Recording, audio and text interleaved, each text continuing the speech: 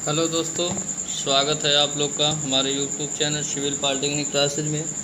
दोस्तों, इस समय हमारे चैनल पे रेलवे ग्रुप डी के 50 क्वेश्चन, जिसमें 25 जीके और 25 जीएस सामान्य ज्ञान सामान्य विज्ञान की सीरीज चल रही है, जो कि रेलवे ग्रुप डी की परीक्षा के लिए बहुत ही महत्वपूर्ण है।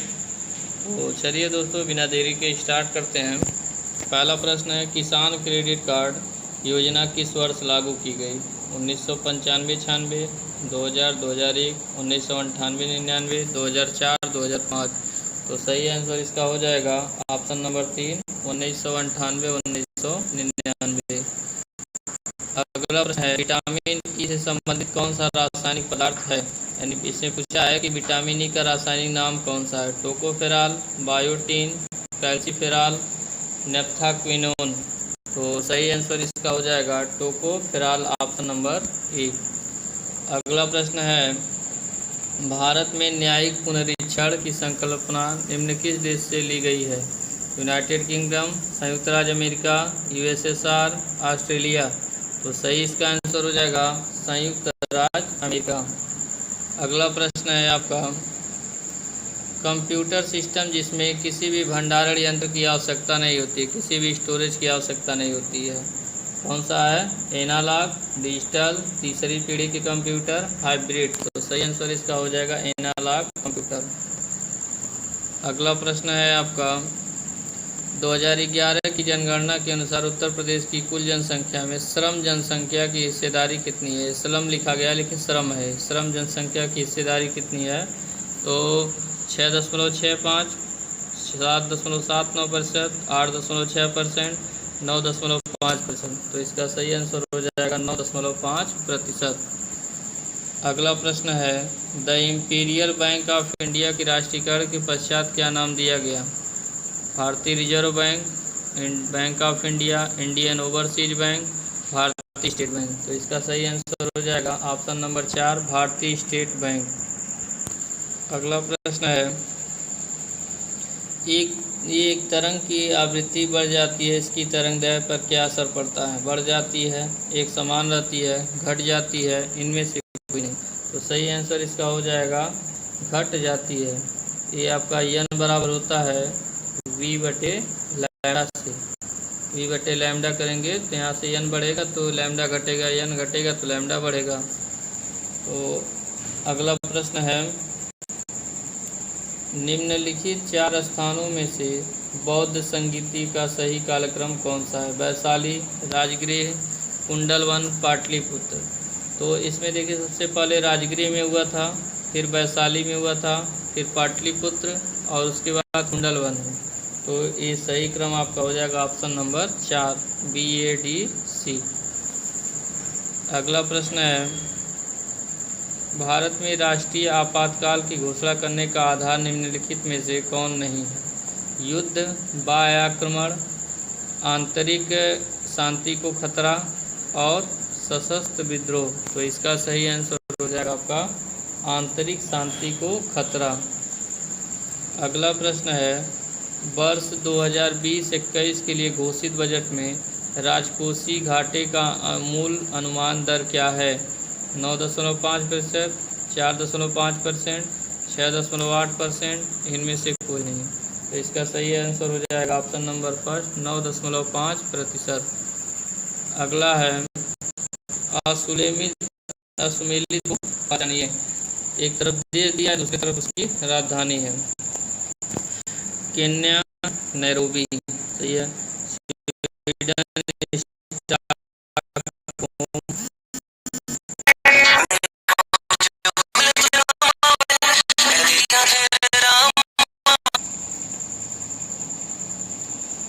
अगला प्रश्न है, असुमेलित को पहचानिए। Kenya, Nairobi, Sweden, Stockholm, Denmark की राजधानी कोपेनहेगन, तंजानिया की राजधानी रबात। तो ये आपका गलत है, तंजानिया की राजधानी है दोदोमा। अगला प्रश्न है, पारिस्थितिकी तंत्र में ऊर्जा का कितना प्रतिशत प्रवाह आगे की तरफ होता है? 10%, 50%, 30%, 100%। तो सही आंसर इसका हो जाएगा 10% आगे की तरफ प्रवाह होता है। अगला प्रश्न है, पंचायतों द्वारा कौन सा कर वसूल किया जाता है? बिक्री कर, भूमि राजस्व, कस्टम ड्यूटी, स्थानीय मेलों पर कर। तो सही आंसर इसका हो जाएगा ऑप्शन नंबर 4, स्थानीय मेलों पर कर। अगला प्रश्न है, निम्न में भारत रत्न पाने वाले पहला संगीतकार कौन था? लता मंगेशकर, MS सुब्बुलक्ष्मी, पंडित भीमसेन जोशी, पंडित रविशंकर। तो इसका सही आंसर हो जाएगा ऑप्शन नंबर 2, MS सुब्बुलक्ष्मी। अगला प्रश्न है, निम्न में से किस गतिविधि का संबंध द्वितीय क्षेत्र से है? कृषि, निर्माण, वानिकी, संचार, विद्युत गैस आपूर्ति। तो AD, BCE, B और E। तो सही आंसर इसका हो जाएगा ऑप्शन नंबर 4, B और E, यानी कृषि और विद्युत गैस आपूर्ति, निर्माण और विद्युत गैस आपूर्ति, इसका संबंध द्वितीय क्षेत्र से है। अगला प्रश्न है, पारिस्थितिकी शब्द की सर्वप्रथम 1865 ईस्वी में प्रतिपादित करने का श्रेय किसको जाता है? ब्राउन, अरस्तु, खुराना, रेटर। तो सही आंसर इसका हो जाएगा रेटर, ऑप्शन नंबर 4। दोस्तों यदि आप चैनल पे नए हैं तो चैनल को सब्सक्राइब करें। इसी तरीके का वीडियो पाने के लिए बेल आइकन को ज़रूर दबाएं। और दोस्तों यदि वीडियो पसंद आए तो लाइक करें, कमेंट सेक्शन में कमेंट करके ज़रूर बताएं और वीडियो को बीच में स्किप मत करें। चलिए आगे चलते हैं। वर्ष 2011 की जनगणना के अनुसार देश 2001-2011 के दशक के दौरान जनसंख्या वृद्धि दर कितने % रही? 21.54%, 17.7%, 23.5% और 22.80%। तो सही आंसर इसका है 17.7% जनसंख्या वृद्धि दर रही।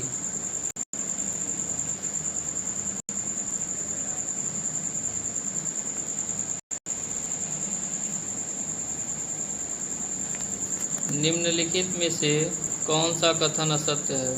भारत के क्षेत्रफल का 29.3% भाग पर्वतीय है। भारत के क्षेत्रफल का 27.7% पठारी है। भारत के क्षेत्रफल का 48% भाग मैदानी है। भारत का 86 स्थान 8 डिग्री 4 मिनट 30 सेकेंड से 37 डिग्री 6 मिनट 30 उत्तर है। तो इसका सही आंसर हो जाएगा ऑप्शन नंबर 3, भारत के क्षेत्रफल का 48% भाग मैदानी है। अगला है, भारत में जनसंख्या वृद्धि इतिहास में कौन सा वर्ष महाविभाजन का वर्ष कहलाता है? 1951, 1991, 2001 और 1921। तो सही आंसर है 1921। अगला प्रश्न है, निम्नलिखित में से कौन सी वैज्ञानिक कंप्यूटर भाषा है? Basic, COBOL, pascal, Fortran.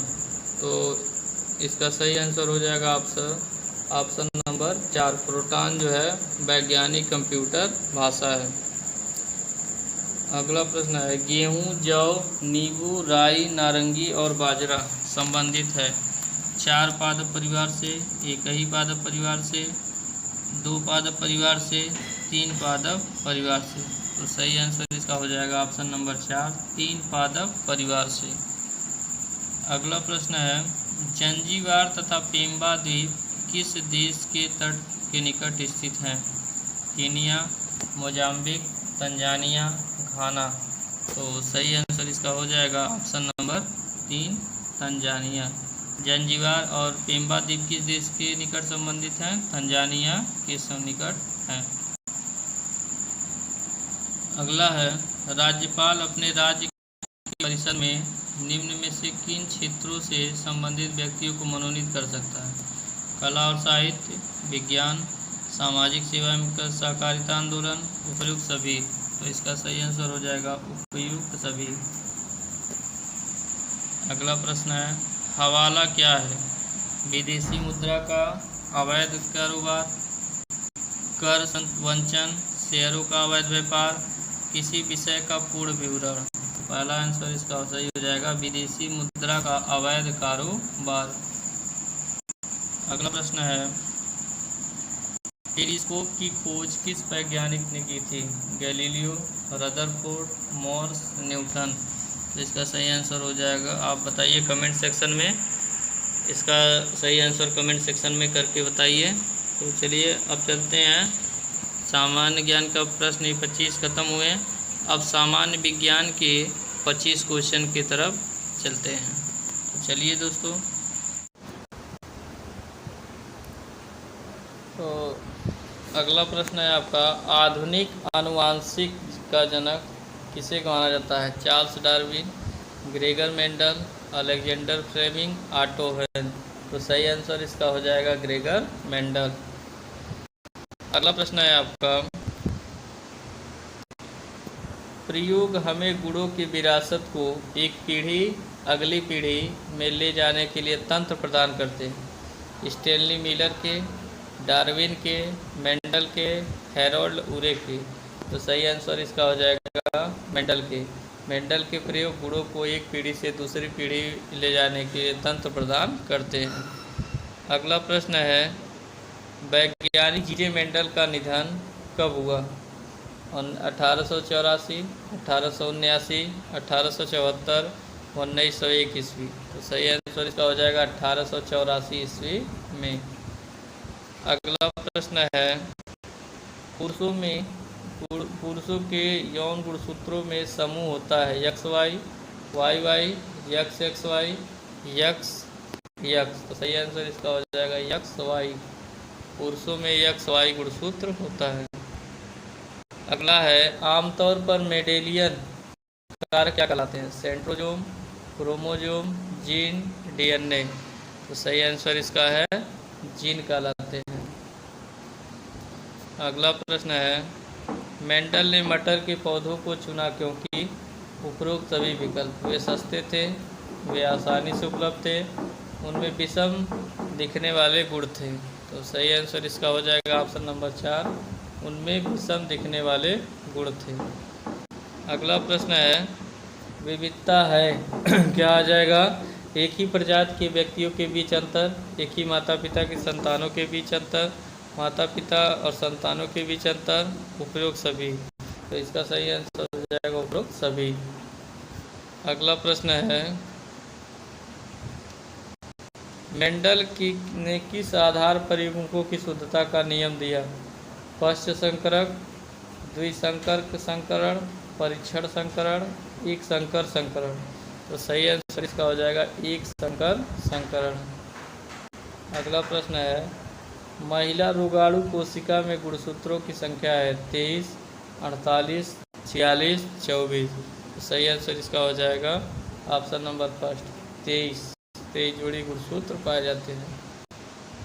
अगला है, डेंगू बुखार एक मच्छर जनित उष्णकटिबंध रोग है जो डेंगू विषाणु से होता है। इसे कहा जाता है रेमिटेंस बुखार, क्वांटिटेनल बुखार, हड्डी तोड़ बुखार, पैलेक्टिन बुखार। तो सही आंसर इसका है डेंगू हड्डी तोड़ बुखार होगा।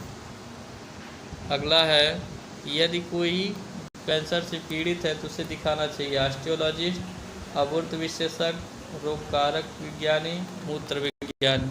तो सही आंसर इसका है अबोर्ध विशेषज्ञ को दिखाना चाहिए।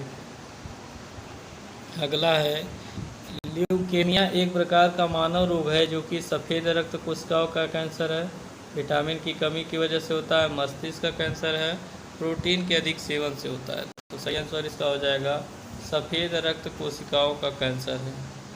अगला प्रश्न है, निम्न में से कौन सा रोग मानव शरीर में रक्त कोशिकाओं को प्रभावित करता है? ल्यूकेमिया, मस्तिष्क ज्वर, छोटी चेचक, पोलियो। तो सही आंसर इसका है ल्यूकेमिया। अगला प्रश्न है, जिसका अक्सर सदमे के उपचार के रूप में होता है, जिसे मानसिक बीमारियों से राहत प्रदान करने के लिए संग्रहण विद्युत रोग में रोगियों में लगाया जाता है। EMG electromyography, ECG electrocardiography, EEG electroencephalography, ECT electroconvulsive therapy. तो सही आंसर इसका हो जाएगा ऑप्शन नंबर 4 ईसीटी कहते हैं। अगला है कुत्ते के काटने से बीमारी होती है, कैंसर, रेबीज, स्कर्वी, इन्फ्लुएंजा। तो सही आंसर इसका हो जाएगा रेबीज। अगला प्रश्न है हाइड्रोफोबिया किसके कारण होता है, रेबीज का विषाणु, वरुआ का विषाणु, तीव्र विषाणु, जीवाणु। तो सही आंसर है रेबीज के विषाणु के कारण हाइड्रोफोबिया होता है। अगला प्रश्न है निम्नलिखित में से कौन सा तीव्र उठरांत्र संबंधी संक्रमण पैदा करने वाला एक जल जनित रोग है, हैजा, निमोनिया, रेबीज, कुष्ठ रोग। तो सही आंसर इसका हो जाएगा हैजा। अगला प्रश्न है निम्नलिखित में से कौन सा जल जनित रोग है, मलेरिया, हैजा, इन्फ्लुएंजा, छोटी चेचक। तो सही आंसर इसका हो जाएगा। अगला प्रश्न है मनुष्यों के लिए एलर्जी जांच रक्त परीक्षण में क्या शामिल नहीं है, रेस्ट, एलिसा, एलजीएल, हीमोग्लोबिन, एआईसी। तो सही आंसर इसका है एलिसा। एलिसा एड्स के टेस्ट के लिए किया जाता है। एलिसा परीक्षण किसके लिए होता है, एड्स के लिए होता है। अगला प्रश्न है जैव प्रौद्योगिकी का तात्पर्य है बैक्टीरिया का तकनीकी अध्ययन, शरीर में रसायनों का तकनीकी अध्ययन, मानव शरीर रचना विज्ञान के क्षेत्र में तकनीक, औद्योगिक प्रक्रियाओं में सजीवों का उपयोग का नियोजन। तो सही आंसर इसका हो जाएगा ऑप्शन नंबर 4। अगला प्रश्न है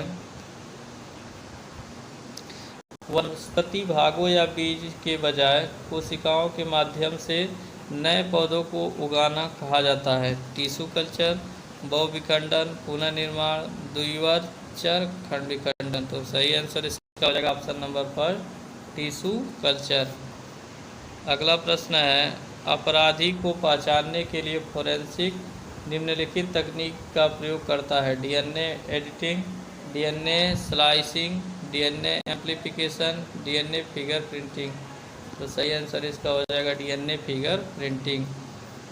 अगला प्रश्न है सबसे पहले डीएनए को अलग किसने किया था, Friedrich Miescher, Albrecht Kossel, Phoebus Levene, James Watson और फ्रांसिस क्रिक। तो सही आंसर इसका हो जाएगा ऑप्शन नंबर 1 फ्रेडरिक मेस्चर। अगला प्रश्न है 2013 में स्टेम सेल की मदद से पहला मानव लीवर में विकसित किया गया, जापान, संयुक्त राज्य अमेरिका, फ्रांस, जर्मनी। तो सही आंसर इसका हो जाएगा, आप इसको कमेंट सेक्शन में कमेंट करके ज़रूर बताएं। दोस्तों यदि चैनल पर नए हैं तो चैनल को सब्सक्राइब करें, बेल आइकन को जरूर दबाएं, जिससे जब भी हम इस तरीके का वीडियो अपलोड करें आप तक नोटिफिकेशन सबसे पहले पहुंच जाए। दोस्तों यदि आपको वीडियो पसंद आया तो लाइक करें वीडियो को, कमेंट सेक्शन में कमेंट करके ज़रूर बताएं और वीडियो को बीच में स्किप मत किया करें। यकीन माने दोस्तों रेलवे ग्रुप डी की परीक्षाओं में बहुत सारे क्वेश्चन हमारे वीडियो से देखने के लिए मिलेंगे। तो मिलते हैं नेक्स्ट वीडियो में इसी तरीके के लिए। तो तब तक के लिए धन्यवाद। जय हिंद, जय भारत।